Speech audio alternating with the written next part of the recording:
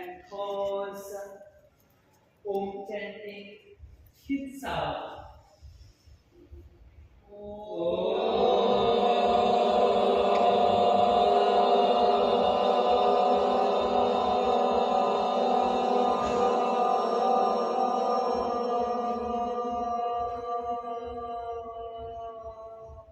Hít sâu.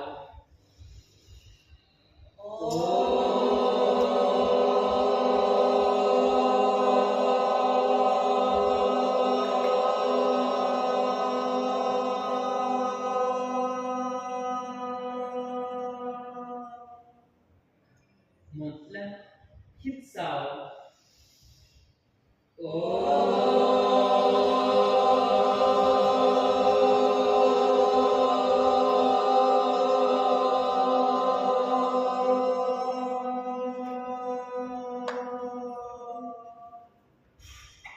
Chập tay, xoay tay, mặt xả mặt, xoay tay, mặt xả mặt, xoay tay, mặt xả mặt. Mama, xin chào mọi người. Namaste everyone.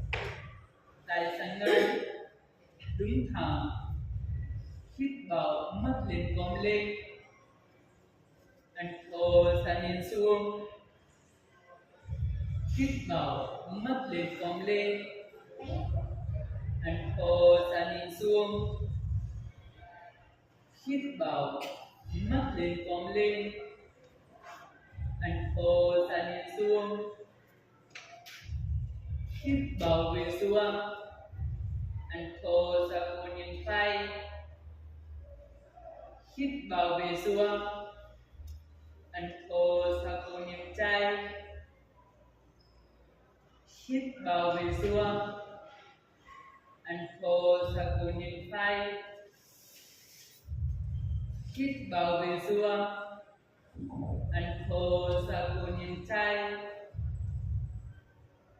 Hít vào về xuống, and thở ra nhìn bên phải. Nhìn bên phải. Hít vào về xuống, and thở ra nhìn bên trái.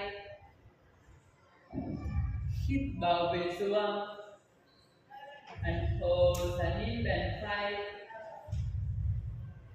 Hít vào về xuống, and thở ra nhìn bên trái. Hít vào về xuống, and thở ra nhìn xuống.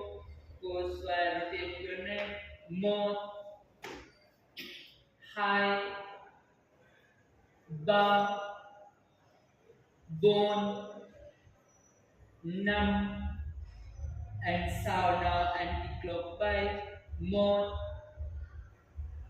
2, 3, 4, 5, and sound. Hít vào tay để đứng thẳng mặt lên, and thở ra tay xuống đầu xuống nhìn xuống. Hít vào tay để đứng thẳng mặt lên, and thở ra tay xuống đầu xuống nhìn xuống. Hít vào tay để đứng thẳng mặt lên, and thở ra tay xuống đầu xuống nhìn xuống. Hít vào tay để đứng thẳng mặt lên, and thở ra tay xuống đầu xuống nhìn xuống. Hít vào tay để thẳng tay đứng thẳng. Thở ra xoay phải, nắm quay phải nhìn sau. Hít vào tay để đứng thẳng mặt lên, and thở ra xoay trái, nắm quay trái nhìn sau. Hít vào tay để đứng thẳng mặt lên, and thở ra xoay phải, nắm quay phải nhìn sau. Hít vào lên tay để đứng thẳng mặt lên. Thở ra xoay trái, nín sáu rồi đây. 1 2 3 4 5 anh 6 tay chạy đi 5 gối chạy. Thổ sẵn những phai hít vào về xuống. Anh thổ sẵn những phai hít vào về xuống. Anh thổ sẵn những phai hít vào về xuống.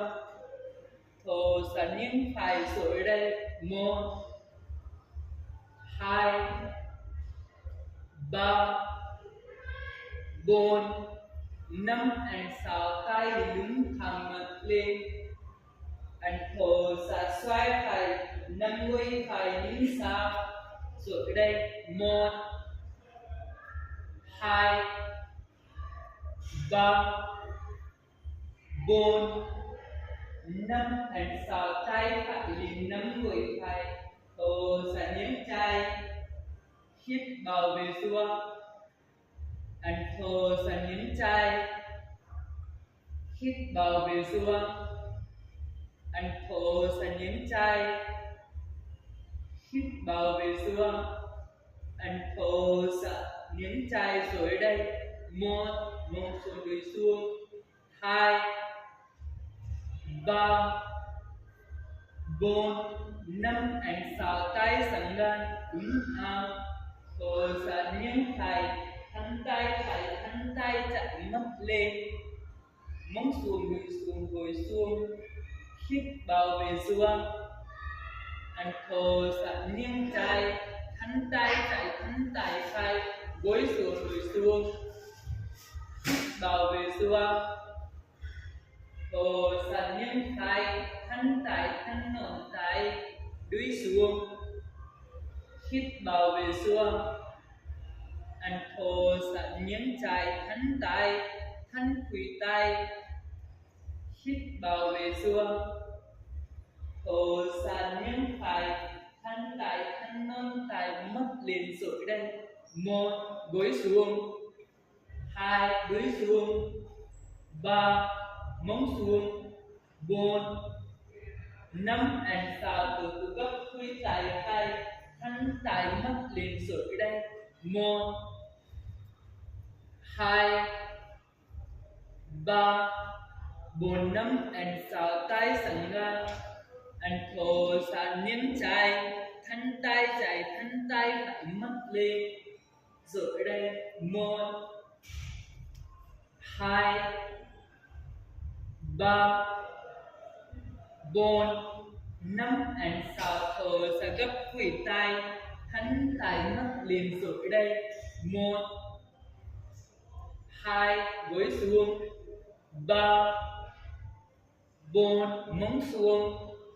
4 5 anh 6 tay sẵn gan hít vào. Anh thổ xả hai tay xả đất tay thẳng mông lên gối xuống. Anh thổ xả mông xuống. Hít vào mông lên. Anh thổ xả mông xuống. Hít vào mông lên. Anh thổ xả mông xuống. Hít vào mông lên siết mông rồi đây. 1 2 3 4 5 anh 6 thổ xả mông xuống. Thả lưng chân gối lên gối xuống đứng thẳng. Nào thân bàn chân. Hít vào hai gối chân lên đứng thẳng.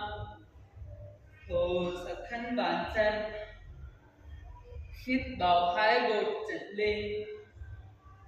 Anh thổ xả thân bàn chân. Hít vào gối chân lên. Anh thổ xả thân bàn chân. Hít vào gối chân lên. Anh thổ xả xoay bàn chân. 1 2 3 4 5 anh 6 anh kích lột bay. 1 2 3 4. Năm and sáu rồi ở phía cấp gối, khép bàn chân dán tay, and ở phía đúng thẳng, gối lên gối xuống. Continue. 1, 2, 3, 4, 5 and 6. Năm gối, gối xuống đùi xuống, hít vào khép gối, ôm gối, nắm khuỷu tay đúng thẳng lên, and thở ra, gối xuống đùi xuống, hít vào ôm gối, nắm khuỷu tay đúng thẳng, and thở ra, gối xuống đùi xuống, hít vào ôm gối, nắm khuỷu tay đúng thẳng lên, and thở ra, gối xuống đùi xuống,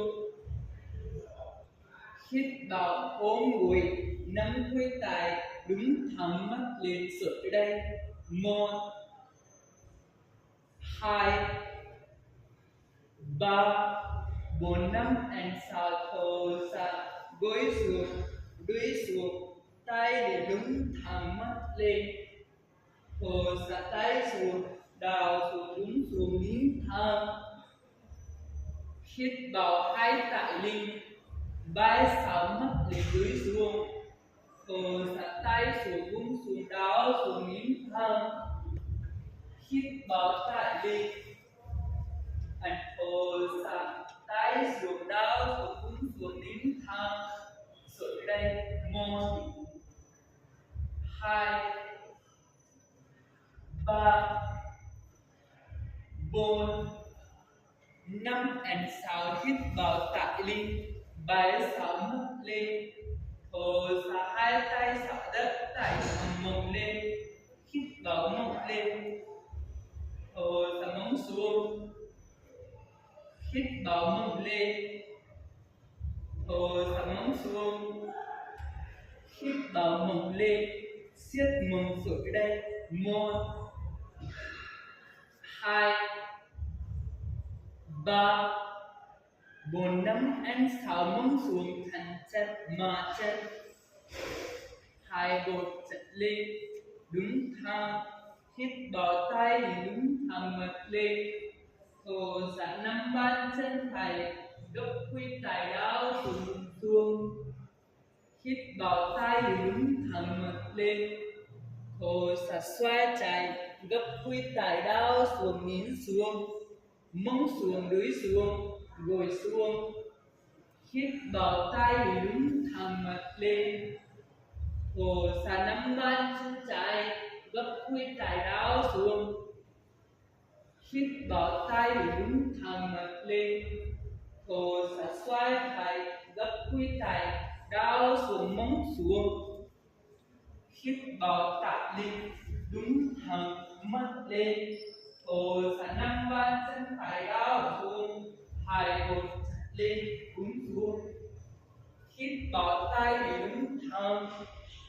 Thở ra, xoay trái, gấp khuỷu tay đảo xuống, mông xuống. Gối chặt lên, cúi xuống. Hít vào lên, tay đứng thẳng. And thở ra, nắm bàn chân, nắm gối chân đảo xuống. Hai gối chặt lên. Hít vào tay lên, đứng thẳng. Vai sau. Thở ra, xoay phải, gấp khuỷu tay đảo xuống, mông xuống. Mông xuống, đuôi xuống. Hít vào tay đứng thẳng, mặt lên. And thở ra, nắm bàn chân, nắm gối chân, sợi đây. 1, 2, 3, 4, 5 and 6. Hít vào tay lên, đứng thẳng. Thở ra, xoay trái, nắm bàn chân. Xoay trái, gấp khuỷu tay, xoay trái, gấp khuỷu tay đảo xuống. Sợi đây. 1, 2, 3, mông xuống, đảo xuống. 4, 5 and 6. Hít vào tay lên, thổ xạ năm ban trận năm cô trận đao xuống, hai bồn trận lên sửa đây một hai ba bốn năm em sáu tay đứng thang thổ xạ xoay phải gấp khuy tay đao xuống mông xuống sửa đây một đao xuống hai ba bốn năm em sáu tay lên hít vào đứng thang thổ xạ năm ban chân phải đao xuống sửa đây bốn trận lên cũng xuống một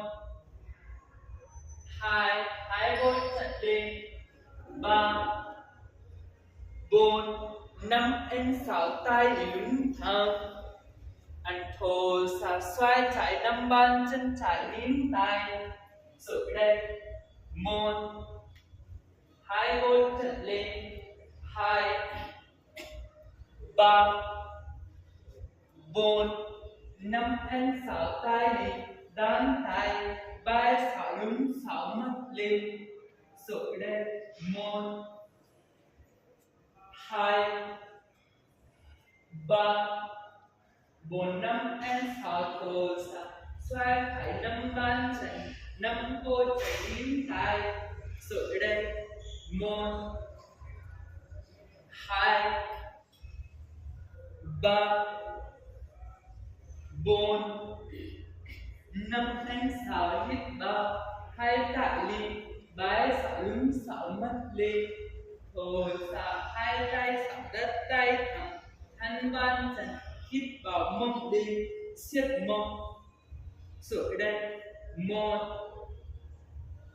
hai ba bốn năm anh sáu thổ xạ mông xuống gấp chân hít vào tay lên đứng thẳng mắt lên thổ xạ tay xuống đào xuống nín thở hít vào lên tay đứng thẳng mắt lên anh thổ xạ xuống tay xuống đào xuống thân phải nín thở cũng xuống hít vào lên tay nhìn bay sẵn mắt lên thổ xạ xuống tay xuống đào xuống nín thở sửa đây một hai ba bốn năm anh sáu hít vào tạ ly đúng thang thổ xạ xoay phải năm ban chân phải nín tay sửa đây một hai ba bốn năm anh sáu tay đất tay thăm hít vào mông lên xếp mông sửa đây một hai ba và lên mông lên bốn năm anh sáu thổ xạ mông xuống hít vào tay lên gấp khuy tay năm khuy tay ba sáu lưng sáu mắt lên sửa đây một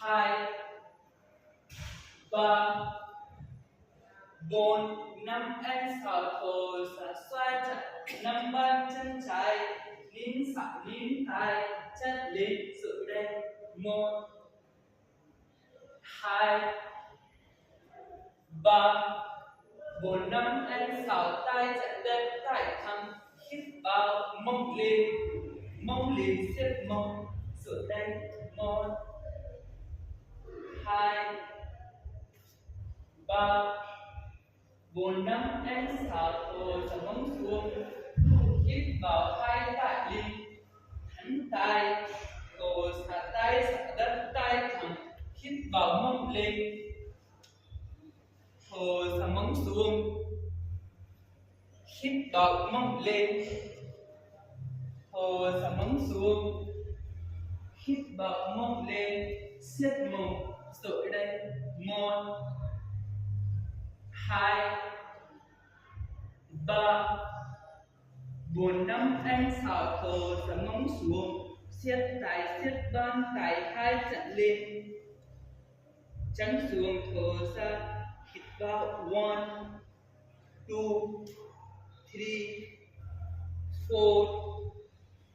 2, 3, 4, 5 and 6. Rồi đây thẳng bàn chân thẳng tay, siết bụng siết mông. 1,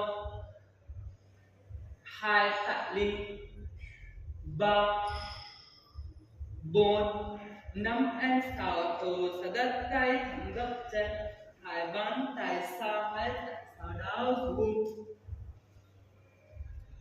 Hít vào, hai tay liền mông lên vai sau, lưng sau mất lên. Anh thở ra mông xuống, tay sau đảo xuống. Hít vào, mông lên tay lên, vai sau lưng sau mất lên. Anh thở ra mông xuống, hai tay sau. Hít vào lên, mông lên vai sau, ngực lên mắt lên. Rồi đây 1, 2, 3, 4, 5 and 6 đất tay thẳng nèo pose, đất tay thẳng nèo. Hít vào ngực lên mắt lên. Anh thở ra bụng, siết bụng đi bụng. Hít vào ngực lên mắt lên. Anh thở ra bụng, siết bụng đi bụng.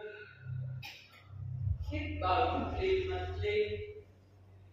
Anh thở ra bụng, siết bụng đi bụng.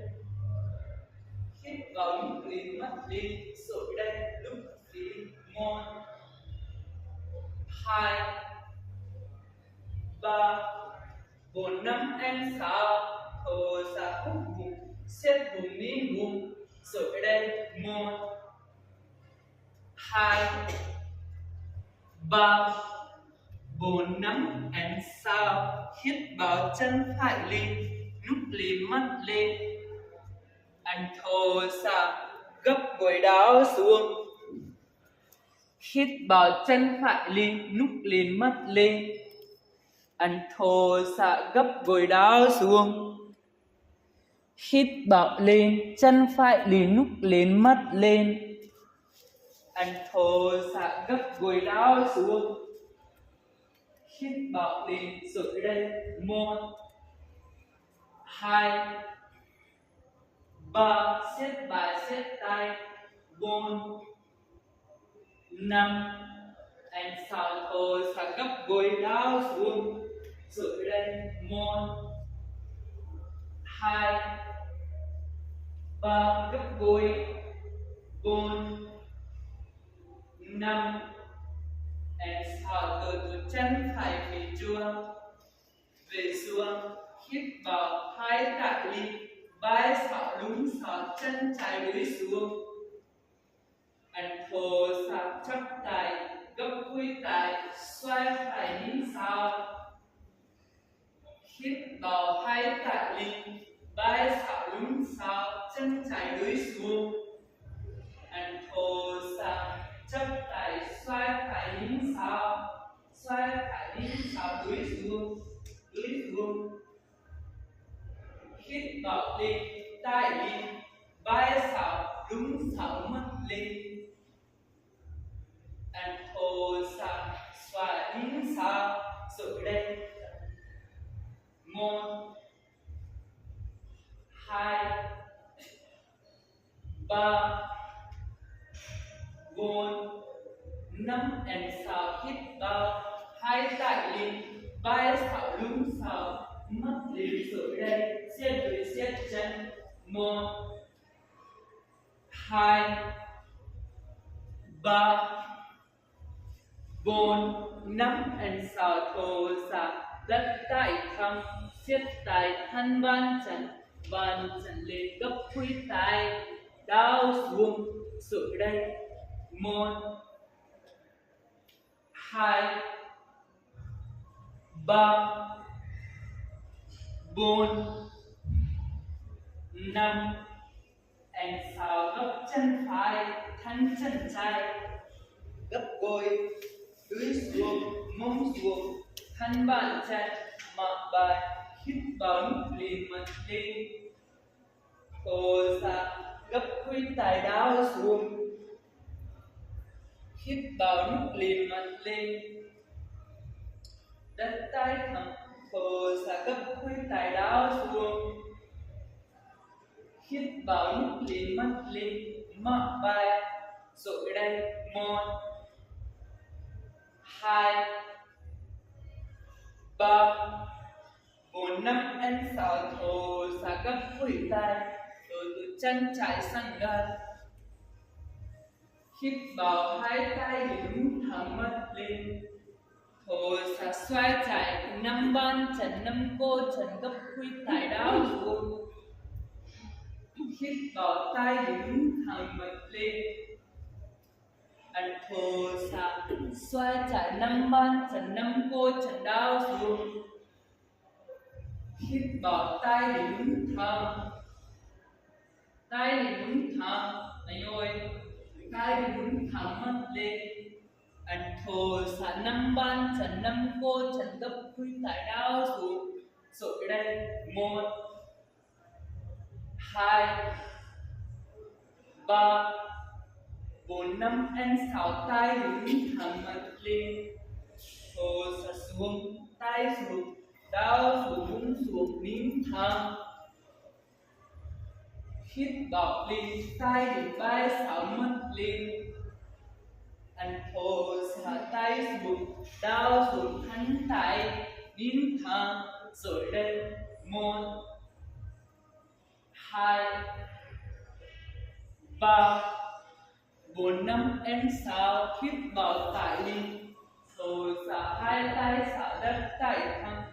Hít vào mông lên, siết mông. Mông lên siết mông. Rồi đây 1, 2, 3, 4, 5 and 6. Thổ xạ mông xuống, chân trái lên 5 bàn chân, thân chân xoay trái nín sọ nín tay. Rồi đây 1, 2, 3, 4, 5 and 6. Thổ xạ gấp chân trái. Hít vào hai tay đứng thẳng mặt lên. Thổ xạ xoay trái 5 cổ chân, nín sọ. Rồi đây đứng xoay 1, 2, 3, 4, 5 and 6. Hít vào tay lên đứng thẳng. Đan tay vai 6 mắt lên. Thổ xạ tay xuống, khép gối. Khép gối. Đúng thẳng. Mắt bàn chân lại đi. Hít vào hai tay lên vai 6, đúng 6 mắt lên. Thổ xạ xuống, tay xuống, đau xuống, thân tay đứng thẳng. Hít vào hai tay lên vai 6, đúng 6 mắt lên. Thổ xạ tay xuống, đau xuống, thân tay đứng thẳng. Hít vào lên, tay lên vai 6 mắt lên. Rồi đây 1, 2, 3, 4, 5 and 6. Thổ xạ xuống, thân tay đứng thẳng. Rồi đây 1, 2, 3, 4, 5 and 6. Tay lên. Thổ xạ tay xuống, chân trái sau, đất tay thẳng. Hít vào hai tay lên vai phải đúng 6 mắt lên. Rồi đây 1, 2, 3, 4, 5 and 6. Thổ xạ đất tay thẳng. Gấp khuỷu tay mông lên. Chân sau, hai gối chân xuống, hút bụng, siết bụng. Rồi đây 1,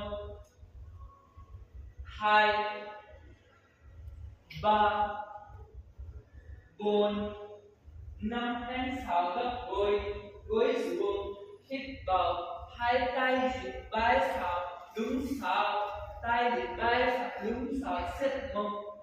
Rồi đây 1, 2, 3, 4, 5. Anh xào thổ ra đất tại thăm hút bụng siết vùng nín vùng sự đây. 1, 2, 3, 4, 5. Anh xào đôi chân hít vào chân chạm lên nút lì mắt lên. Anh thở ra gấp gối đau xuống. Hít vào chân chạy đến nút lì mắt lên. Anh thở ra gấp gối đau xuống. Hít vào lên chân chạy lên nút lì mắt lên. Anh thở ra gấp gối đau xuống. Hít vào lên rồi đây. 1, 2, 3. Nút lì mắt lên. 4, 5. Anh xào thở ra gấp gối đau xuống.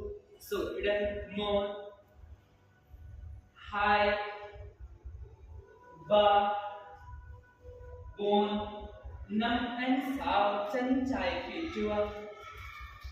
Hít vào hai tại ly. Vai xào đứng xào mắt lên. Thở ra chắp tay gấp đuôi tay. Xoay lại nhìn sao.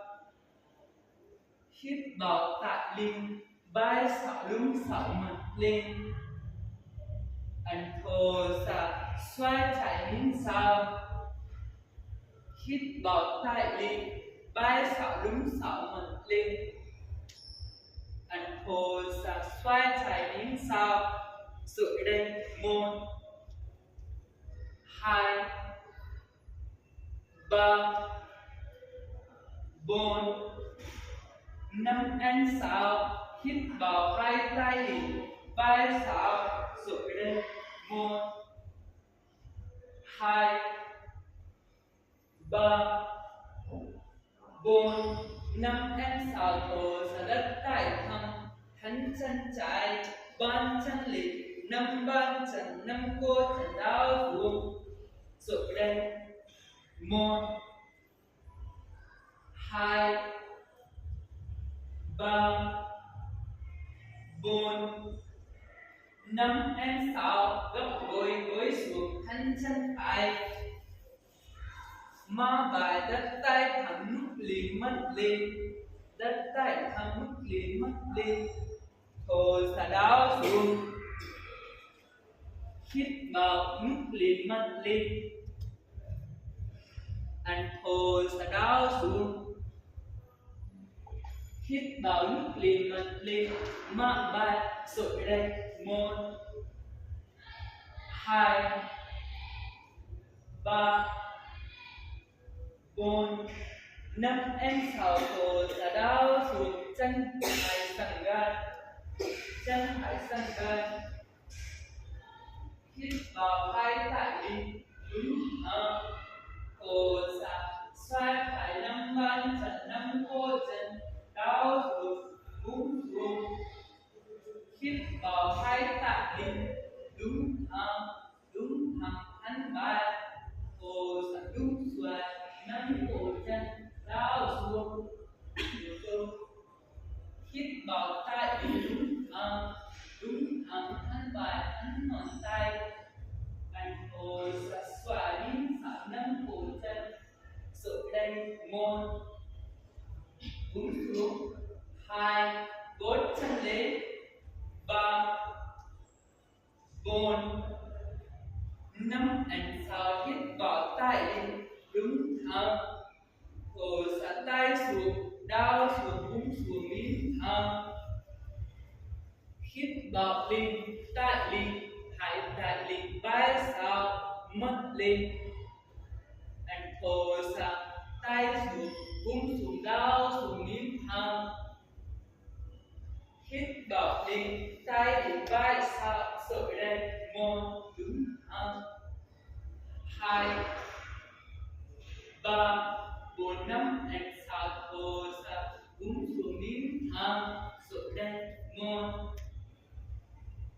2, 3, 4, Năm anh sào hít vào sạc ly. Hồ xà hai tay xào đất tại thăm. Hít vào mông lên. Mông lên. Hồ xà mông xuống. Hít vào mông lên. Siết mông xuống đây. 1 và lên. 2 3 4 5 anh xào hồ xà mông xuống tại ly. Hồ xà tay xuống. 5 bàn chân phải xoay phải nín xào nín tay xuống đây. 1 chân lên. 2 3 4 5 anh xào gấp đôi. Hít vào hai tại đi bán chân xuống. Tay đứng thẳng. Hồ xà xoay phải 5 bàn chân 5 cổ chân. 5 bàn chân 5 cổ chân. Nín xào xuống đây. 1 2 3 4 5 cổ chân. 5 anh xào hít vào tại đi đám tay đứng thẳng thân vai xuống đây. 1 2 3 4 5 anh xào hồ xà tay xuống khép gối. Khép gối. Hít vào hai tại ly. Thân tay đứng thẳng. Hồ xà tay xuống. Đau xuống nín thẳng. Mông xuống. Hít vào hai tại ly. Thân vai đứng thẳng. Hồ xà tay xuống. Đau xuống thân tay nín thẳng. Xuống đây. 1 2 3 4 5 anh xào tại ly. Thân tay hồ xà tay xuống. Chân xào chân thẳng xào. Thân chân thân ban chân. Hít vào hai tại ly. Vai xào lưng xào mắt lên. Xuống đây. 1 2 3 4 5 anh xào hồ xà đất tại thăm. Đất tay thẳng gấp khuỷu tay mông lên. Mông lên. Hồ xà hai gót chân xuống. Hút bụng siết bụng đi bụng. Rồi đây. 1 2 3 4 5 anh xào hai bàn chân tỉ chuông. Hai bàn chân tỉ chuông. 5 gót chân 5 gót chân gấp khuỷu tay đau xuống. Hít vào hai tại ly. Đón tay hai gót chân lên. Thắn chân gót chân lên. Thắn tay đứng thẳng. Xuống đây. 1 2 3 4 5 anh xào hồ xà khép chân. Khép chân. Hít vào tay phải ly. Thắn tay hồ xà nghiêng phải mắt lên. Hít vào về xuống. Hồ xà đợi tay. Tay phải ly nghiêng trái mắt lên. Hít vào về xuống. Hồ xà nghiêng phải xuống đây. 1 thắn tay thắn ngón tay. 2 khép bàn chân. 3 4 5 and 6 hít vào tại linh. And hồ xà nghiêng trái xuống đây. 1 2 3 4 5 and 6 tay sẵn gan. Tay đứng thẳng mất linh. Hồ xà chấp tay gấp khuỷu tay. Siết bàn chân. Siết đùi siết mông. Hít vào tay thì vai xào. Đứng xào mắt lên. Siết mông. Siết mông. Hồ xà hai tay đất tay thẳng. Đau xuống. Đất tay thẳng đau xuống. Hít vào chân phải xào. chân phải xào chân trái về chùa nín thẳng ẩn thổ xà hai chân xào chân trái xào hai gót chân lên nín thẳng lên cột nín thẳng siết vai siết tay nín thẳng hít vào gấp gối thổ xà gấp khuỷu tay nhún xuống khép khuỷu tay nhún xuống hít vào thân trần liền mắt liền mạ vai siết mông ăn thô xà mông đến hai gót chân xuống siết vai siết tay hít vào chân phải phía chùa hít vào chân phải phía chùa chân phải về xuống nín thẳng chân trái sập nín thẳng gót chân chạm lên ăn thô sạch chân chạm lên khép chân nắm hai gót chân gấp khuỷu tay đau xuống hít vào hai tay lên vai sào đúng sào siết tay siết mông siết chân ăn thô sạch nắm hai gót chân đau xuống nắm gót chân đất thẳng đất tay thẳng thô xả đôi chân chân trái xào chân phải phía chùa nín thẳng siết vai siết tay ăn thô xả chân trái xào nín thẳng siết bụng siết vai hít vào gấp gối thô xả gấp khuỷu tay nhún xuống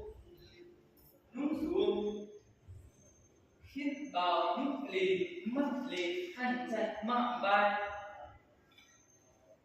ăn thô xả mông lên hai gót chặt xuống siết vai siết tay hít vào chân trái về xuống chân trái về chuông nín thẳng ăn thô xả chân phải liền khép chân đất tay thẳng đau xuống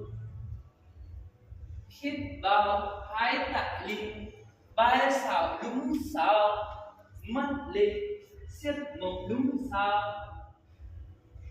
siết mông siết đùi ăn thô xả hai tay đất tay thẳng đau xuống sửa đây 1 2 3 4 5 6 chân phải xào đất phải thẳng chân phải xào nín thẳng chân trái về chùa 1 ở đây 4 chân phải lên 2 nín thẳng 3 4 5 6 chân trái sang siết vai siết tay nín thẳng lên cuốn sụi đây 1 2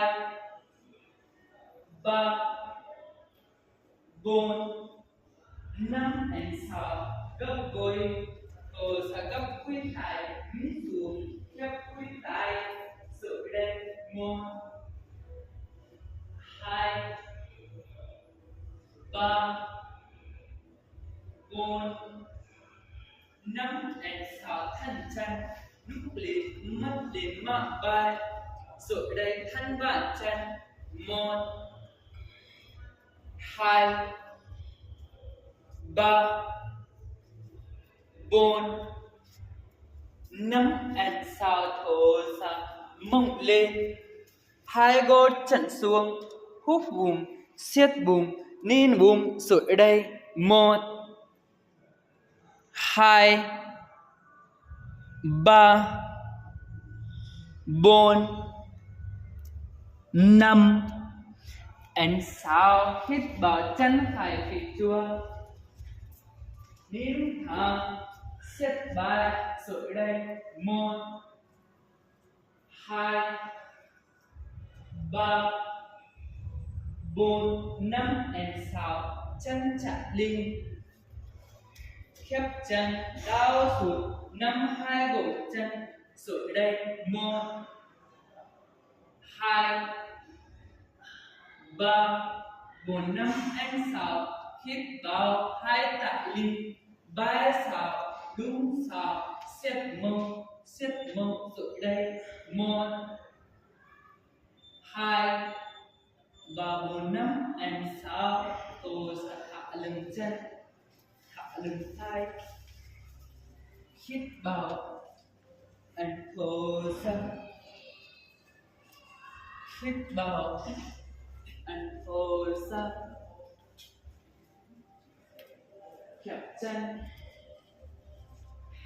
khép chân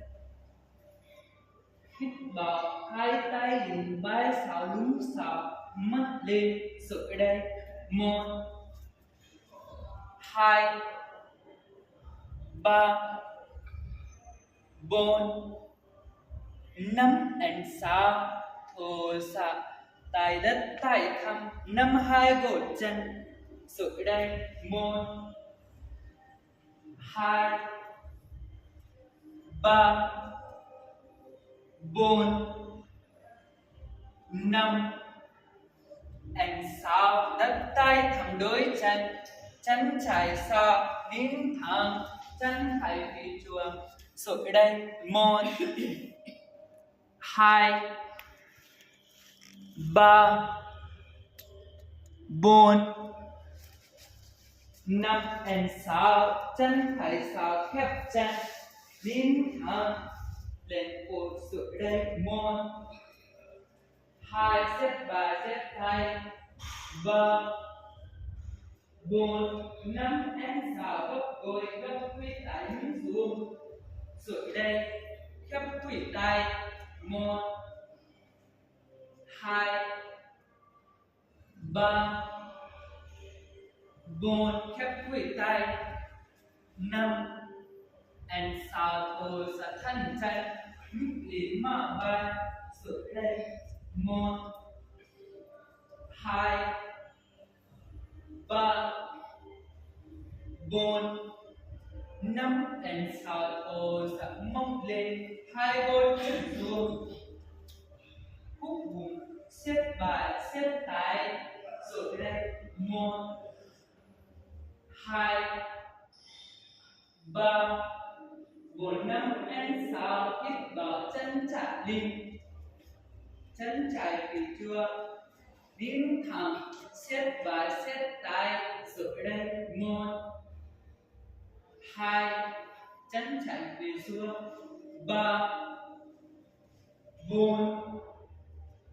5 and 6 tôi sẽ chân phải đi phía trước 5 2 gột chân đau xuống rồi đây 1 2 3 4 5 and 6 hít vào 2 tại ly 3 6 đúng 6 rồi đây 1 2 3 4 5 and 6 tôi sẽ thả lưng chân thả lưng tay hít vào and close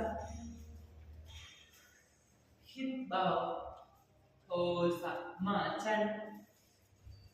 mở chân siết đùi siết chân siết bàn chân tái sẵn gan hít vào and thổ xạ xoay phải tay trái đất tay thẳng nín phải trái rồi đây 1 2 3 4 5 and 6 hít vào về xuống and thổ xạ xoay trái tay đất tay thẳng nín tay trái rồi đây 1 ấn chân 2 3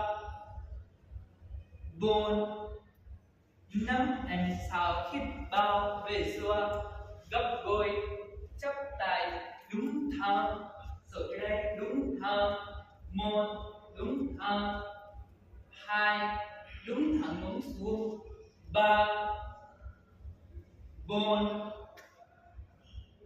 5 and 6 thổ sẽ gấp quỷ tay xuống nín thẳng đúng thẳng rồi đây 1 2 3 4 5 and 6 2 chân 6 2 chân 6 sụt lên siết khuyết tay sụt lên 1 2 mông xuống 3 4 5 and 6 gối xuống thân bàn chân mắt lên sụt lên 1 2 3 4 5 and 6 tại lưng 2 tại lưng sụt lên 1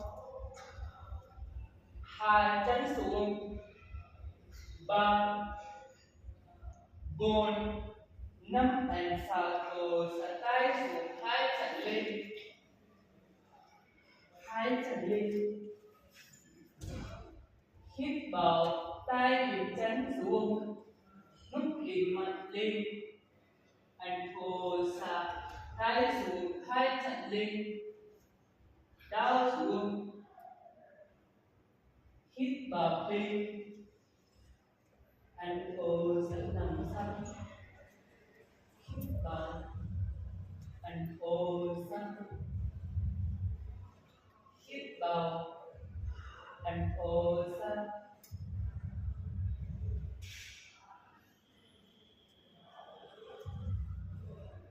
gấp khuỷu tay dẫn tay hít vào nút liền mặt lên pull sang xuống 2 chân lên 1 2 3 4 5 6